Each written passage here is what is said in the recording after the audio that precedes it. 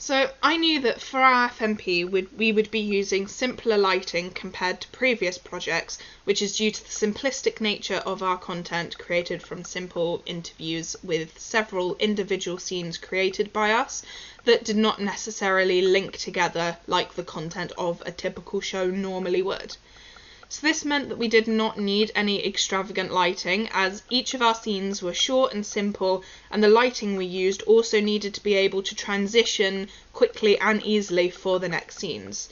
The most notable example of this was in the last studio, where we had 4 lights split across to 2 poles either side of the studio, and as needed these lights were then shifted, then the angles were shifted on the poles in order to light a different area of the studio. I do, however, believe that whilst this lighting was simple, it was still somewhat effective in the performance. It was effective in serving its purpose of lighting the required space at the right times and did not distract from the performance.